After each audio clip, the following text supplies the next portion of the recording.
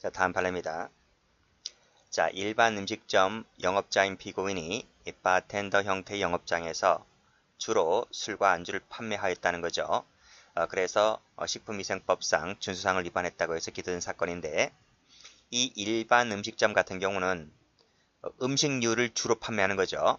음식류를 조리해서 판매하는 것이 주이어야 되고, 거기에 약간의 부수적으로 음주가 허용될 수 있긴 하죠.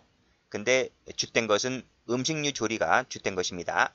그런데 어떤 고객이 이 가게에 가보니까 이 음식을 주로 파는 것이 아니라 주로 술과 안주를 팔았다는 거죠. 주객이 전도된 거예요. 그래서 신고 들어갔고 결국 식품위생법상 위반으로 기소된 사건인데, 이 관련된 법을 찾아보면 이 일반 음식점 영업자인 피고인은 준수사항을 지켜야 됩니다. 일반 음식점이 되려면. 근데 그 준수사항 위반죄로 기소된 열거된 항목이 이거예요. 주류만을 판매했을 때, 주류만을 판매했을 때 위반이 되는 겁니다. 근데 이 주류만이라고 하는 것은 오로지 주류 술만 팔아야 되는 거잖아요. 그렇죠? 오로지 술만 팔아야 되는 것인데, 이 사실관계를 보게 되면 오로지 술만 판 것이 아니라 주로 술을 팔았다는 거죠. 그렇죠? 주로 술을 팔았다는 겁니다. 그렇기 때문에 오로지란 말 속에는, 이 만자 속에는 주류를 포함시킬 수 있다 없다? 없다. 약간 이 피고인이 약간 술과 안주를 좀 과하게 팔긴 팔았지만 술만 판 것은 아니기 때문에 이것을 가지고 이 관련된 법 위반죄로 처리할 것은 아니다. 처리하게 되면 유추해석이다는 것입니다. 그래서 이 만자 속에 주류를 포함시킬 수는 없는 겁니다. 그래서 이걸 포함시키면 유추다는 겁니다. 됐고, 다음 판례 보죠. 자, 주점 종업원이 자신이 제공하는 술을 청소년도 같이 마실 것이라는 점을 예상하면서 그가 동행한 청소년이 아닌 자에게 술을 판매했어요. 자, 보세요. 이 술을 팔 때, 즉 종업원이 술을 제공할 때에는 이 종업원이 아닌 자였습니다. 즉 성인이었다는 거죠. 성인에게 술을 팔았다는 겁니다. 성인에게 술을 팔았다 라고 했을 때에는 이 청소년법, 청소년에 관련된 술 판매 금지 행위 위반이가 됩니까? 안 됩니까? 안 된다는 거죠. 나중에 이 성인들만 있는 자리에 나중에 청소년이 합석했다 하더라도 어쨌든 처음에 주문받을 당시 술을, 우리가 이제 술가게에 가서 술을 주문할 때 있잖아요. 근데 종업원이 와서 이제 주문을 받잖아요. 그랬을 때 그 당시에 성인이 있는 자리에서 성인만 있었다고 한다면, 나중에 청소년이 추가 합석한다 하더라도 청소년이 추가 합석할 당시에는 이 종업원이 없었기 때문에, 그렇죠? 그렇기 때문에 이것은 이 관련된 법률 위반죄가 되지를 않는다고 본 겁니다. 자, 그래서 이렇게 보시고 그 밑에도 똑같아요. 이것도 똑같이 보시면, 자, 일행에게 술을 내어놓을 당시라 그랬죠? 당시에 청소년이 포함되어 있었다. 그러면 이 관련된 법률 위반죄가 되지만, 밑에 성인들만 있는 자리에, 즉 술을 놓을 당시에 성인들만 있었다고 한다면, 옆에 나중에 청소년이 들어와서 합석하게 된 경우가 있었다 손치더라도 그 당시에는 청소년이 없었기 때문에 법률 위반죄가 된다 안 된다? 안 된다는 겁니다. 그런 판례죠. 그래서 이거 만약에 이걸 포함시켜서 처벌하게 되면 유추해석이 되는 것이다는 겁니다. 결국은 이 위의 판례와 이 판례 한 박스로 친 것은 거의 같은 비슷한 판례이기 때문에 한 박스 처리한 거예요. 전부 다 죄가 되지 않는다고 봤습니다. 다음, 자, 의료법을 보면 의료인은 각각 진료부 등을 비치하여 의료행위에 관련된 사항과 소견을 상세히 기록하고 서명해야 된다 했습니다. 이 상세히라고 하는 말의 의미가 뭐죠? 자세히 기록해야 된다는 얘기입니다. 자, 근데 마지막 중간줄 보시게 되면 의료인이 진료기록부를 허위로 작성했다는 거죠. 이 허위 작성했다는 것을 가지고 요 의료법 21조 1항 요 따옴표 되어 있는 것에 해당된다고 해서 이 법으로 처벌할 수 있을까? 없다는 겁니다. 보세요. 요 따옴표가 되어 있는 여기서부터 여기까지 읽어보면 상세히 기록해야 된다. 만약 이것을 위반했을 때 여기 나와있죠. 위반했을 때 처벌한다고 되어 있잖아요. 근데 이 조문에는 상세히만 기록되어 있지 허위 작성이 없잖아요. 그렇죠? 허위 작성이 없습니다. 그래서 따라서 이 상세히 기록에 허위 작성이나 뭐 진실 작성을 포함시켜서 해석을 하게 되면 그야말로 유추 해석이 되는 것이다. 이겁니다. 그래서 상세히 기록과 허위 작성은 같은 말이 아니죠. 이걸 같다고 보아서 처벌하게 되면 유추 해석이 되는 것이다. 자, 그래서 꺽쇠 2번이 사실관계인데요.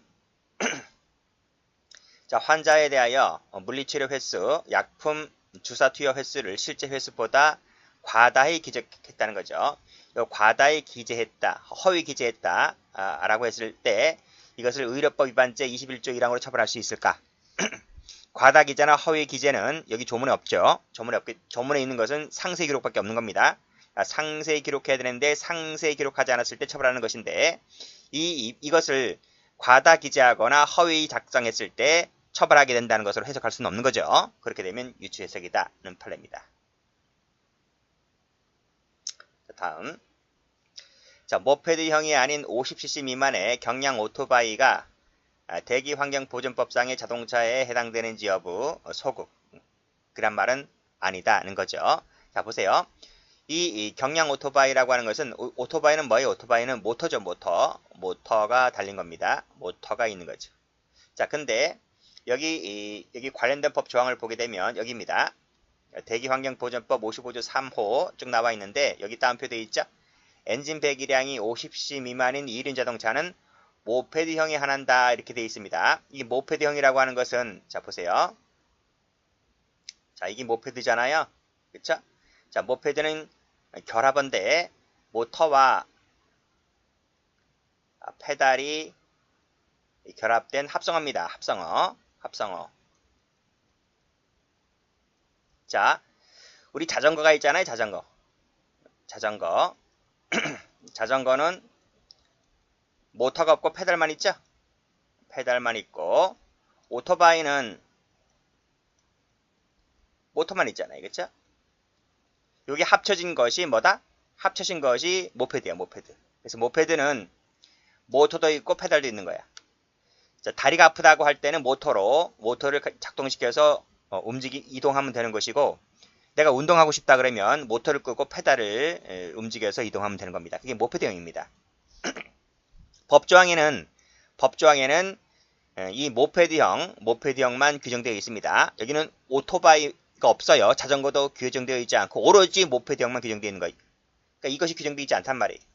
않고 모페드형만 규정되어 있다는 것이죠. 그래서 모페드형에 대한 개념 정의를 쭉 하고 있는 겁니다. 그랬을 때 자, 50cc 미만의 경량 오토바이, 이 모페드형 속에 오토바이를 포함시키면 돼야 안 돼요?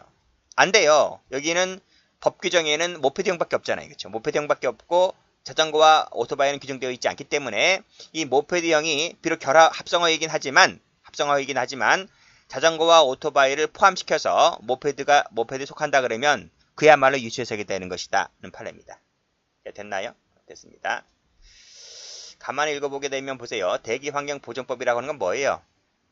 그 왜 자동차나 오토바이 같은 경우가 그 까만 매연 막 뿜고 다니면 그 대기 환경을 오염시킨다고 해서 처벌 규제 대상이 되는 거잖아요. 그렇죠? 그런 법이 바로 대기환경보존법인데 여기에 규정되어 있는 자동차에는 이 50cc 미만의 경량 오토바이가 규제 대상이 되는데 여기서 모페드형 50cc 미만의 이 모페드형만 규정 대상이 됩니다. 오토바이는 들어오지 않는다. 이렇게 보았던 거죠. 처벌하고 싶으면 모페드형 그 다음에 오토바이를 병렬로 이렇게 나열해서 규정할 수밖에 없는 겁니다. 그러니까 현행법에는 그 당시법에는 그 모페드형밖에 없었는데 오토바이를 포함시켜서는 안 된다는 겁니다. 자, 다음 판례입니다. 자, 후원의 지정권자가 후원회를 통하지 아니하고 직접 받은 후원금을 이 정치자금법이 정한 방식에 따라 후원의 회계 책임자에게 전달했다는 거죠. 자, 법이 정한 방식입니다. 자, 이 법에서 정한 방식에 따라 전달했다면 당연히 정치자금법 위반죄는 아닌 거죠. 따라서 이것을 정치자금법 위반죄 처벌하게 되면 유추다는 것입니다. 당연한 것이고요. 자, 그 밑에 판례. 자, 의사가 직접 대면하지 아니하고 전화나 화상 등을 이용해서 지금 용태를 듣고 판단했습니다. 그래서 처방전을 발급했다는 거죠. 자, 이것이 밑에 직접 의료법에서 정한 직접 진찰한 의사가 아닌 자가 발급한 경우로 볼 수 있을까? 지금 이 처방전 누가 발급했다 그랬어요? 처방전 의사가 발급했잖아요. 그렇지? 의사가 발급했지 뭐 민간인이 발급한 건 아니잖아요. 그렇기 때문에 밑에 보시면 직접 진찰한 의사가 아닌 자, 이 아닌 자를 볼 수 있어요? 아닌 자로 볼 수가 없죠. 만약에 아닌 자로 보아서 의료법상 위반죄를 처벌하게 되면 유추해석이다는 것입니다. 자, 그 밑에도 비슷한데 여기도 보면 한의사가 초음파 진단기를 사용해서 내부 촬영해서 이를 한의학적 진단의 보조 수단으로 사용하는 것은 밑에 한의사가 면허된 것 외의 의료행위에 해당한다고 볼 수 있을까? 아니라는 거죠. 그렇죠? 그러니까 한의사가 초음파 진단기를 사용하여 보조 수단으로 쓰는 것은 면허된 것 외의 행위를 했다라고 볼 수가 없기 때문에 따라서 이것을 면허된 것 외의 행위를 했다고 해서 처벌하게 되면 유추해석이다 하는 것입니다. 가만히 보면 의문점도 가져요. 한의사가 초음파 진단기를 쓴다고? 이건 양의사가 쓰는 거 아니야? 왜 양의사가 써야지 한의사는 뭐 침술 넣고 하는 거 아니야? 라고 해서 이렇게 뭐 의료법 위반죄로 한번 걸어봤었는데 판례는 아니다. 뭐 쓸 수도 있는 거지. 보조선 쓸 수 있는 거지. 라고 해서 처벌을 하지 않았던 그런 사건입니다. 자, 또 여기 보시게 되면 의사가 밑에 30만 회원들에게 안과 수술에 관련된 이벤트 광고를 이메일로 발송했어요. 그 이메일 발송 행위가 밑에 고객들, 그쵸? 고객들을 영리 목적으로 소개, 알선, 유인하거나 사주했다고 해서 의료법 위반죄로 기소가 되었는데, 자, 여러분들 우리가 길거리 가면 밤에 길거리 가면 삐끼들이 잡잖아요. 삐끼들이 우리 뭐 술집 우리 뭐 가게 오셔라 이렇게 삐끼들이 막 손잡아 끌잖아요. 그게 고객을 유인하는 거잖아요. 술집에서나 유인하는 것이지 여기 병원에서 의사가 환자들에게 메일 보내서 삐끼를 던져가지고 미끼를 던져가지고 자기네 고객을 유치하면 돼, 안 돼요? 저도 이 판례 보고 처음 알았단 말이에요. 야, 이렇게도 의사들도 먹고 살기 힘들잖아요. 그쵸? 먹고 살기 힘들고 약국도 먹고 살기 힘들고 그래서 삐끼들을 써가지고 이렇게 고객을 유인하면 되냐고. 돼, 안 돼요? 여기 나와 있어요. 이메일 발송이라고 하는 것은 의료법에서 정한 환자 유인이라고 볼 수 있다, 없다? 유인이라고 볼 수가 없다. 왜냐하면 보통 유인이라고 하는 것은 밑에 불특정 다수인을 여기 이메일 발송 행위는 불특정 다수인을 상대로 한 의료 행위에 불과하기 때문에 환자 유인이라고 하는 것은 특정된 특정인을 상대로 하는 것이라고 볼 수 있나요? 판은 그렇게 봤네요. 그렇죠? 이메일 발송 행위는 불특정 다수인을 상대로 한 의료 관계에 해당하기 때문에 여기 30만 명에게 메일을 보냈으니까 그렇죠? 아무나 하나 걸려라는 거죠. 이런 형태로 보는 것이지 여기 의료법이 금지하고 있는 것은 환자 유인 특정된 1인이라는 겁니다. 1인이라고 보아야 되는데 이메일 발송은 지금 이 사실관계는 불특정 다수인에게 보는 것이기 때문에 유인이라고 볼 수가 없다. 그런 판례입니다. 그래서 이 이메일 발송을 유인이라고 보아서 의료법으로 처벌하면 안 된다는 거죠. 그래서 그 당시에 기소되었는데 결국은 판례가 이렇게 판시했기 때문에 무죄다. 이렇게 본 판례입니다. 만약에 이것을 유인이라고 보았다 그러면 처벌했겠죠. 근데 유인이라고 볼 수가 없다는 겁니다. 다음. 자, 의료기관을 개설할 자격이 있는 의료인입니다. 자, 비영리법인 등 의료법에 따라 의료기관을 개설할 자격이 있는 자로부터 명의를 빌렸어요. 그러니까 자격이 있는 의사가 타인의 이 자격이 있는 자, 즉 이 사람도 의사겠죠. 의사로부터의 명의를 빌린 거야. 명의를 빌려서 의료기관을 개설했습니다. 이것이 의료법 위반죄가 될 수가 있을까? 이런 말이에요. 그러니까 보통 이 사람은 보통 어떤 사람일 것 같아요? 퇴역한 사람이겠죠. 퇴역한 사람, 퇴역한 의사. 예를 들면 뭐 나이가 많거나, 그쵸? 나이가 많거나 뭐 몸이 아프다거나, 그쵸? 몸이 아프다거나 하면 그 자격증 못 쓰잖아요. 우리가 택시 운전하시는 분도 마찬가지잖아요. 택시 운전 자격증 면허가 있다 하더라도, 개인 택시 면허증이 있다 하더라도 그분이 어디 아프거나 나이가 많거나 그러면 택시 운전을 못 하잖아요. 그쵸? 그럼 그 택시를 명의를 빌려줄 수도 있는 거잖아요. 마찬가지입니다. 의사도 마찬가지로 나이가 많거나 어디 아프거나 외국에 나가거나 할 때는 명의가 이제 명의가 아니고, 그럴 사정이 있다고 하면 이 의료 행위를 못하기 때문에 돈 받고 빌려주는 거지. 그쵸? 그 누구한테 빌려주는 거예요? 자격 있는 의사한테 빌려주는 거예요. 그랬을 때 이것이 의료법 위반죄가 될 수 있느냐? 라고 하는 건데, 의료법 위반죄가 되지를 않는다는 겁니다. 의료법이 금지하고 있는 것은 밑에 이 자격증이 없는 자에게 빌릴 때, 자격증이 없는 자에게 빌려주거나 할 때 처벌하는 것이지, 자격증이 있는 자에게 빌려주는 것은 죄가 되지 않는다. 그 본 판례입니다. 이것까지 죄가 된다 그러면 그야말로 유추다, 이렇게 본 판례죠. 그래서 여기는 자격증이 있는 에다가 동그라미 친 거예요. 빨간색으로. 이런 사람은 처벌할 수가 없다. 그쵸? 마지막에도 죄가 되지 않는다, 이렇게 보았습니다. 이거 똑같아요. 여기도 똑같아요. 자격증이 있는 자 역시 마찬가지로 마지막 줄에 위반죄가 되질 않는다. 됐네요.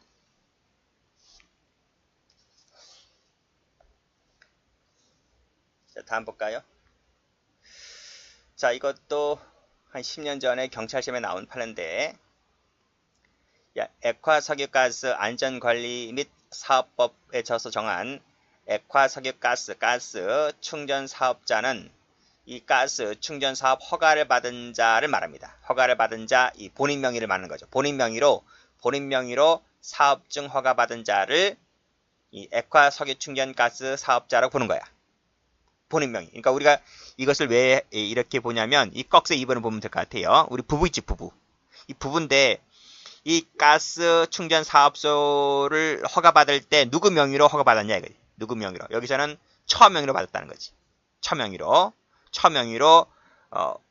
허가를 받고, 실제 일은 누가 일을 다 해요? 남편이 다 하는 거지. 남편이. 그쵸?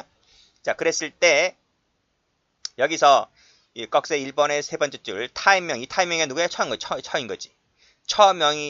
타인 명의인 처 명의로 허가를 받아서 이 가스 충전 사업을 운영하는 자가 누군데? 남편이지. 남편. 이 남편은 자, 이 관련된 법률 위반, 이 법에서 정한 액화석유가스 충전 사업자가 아니죠. 사업자는 처만 되니까. 그래서 아니기 때문에 이 남편을 이 관련된 법 위반죄로 처벌할 수는 없는 것이다. 처벌하려면 처만 처벌하면 되는 것이지, 남편은 처벌할 수가 없다는 판례입니다.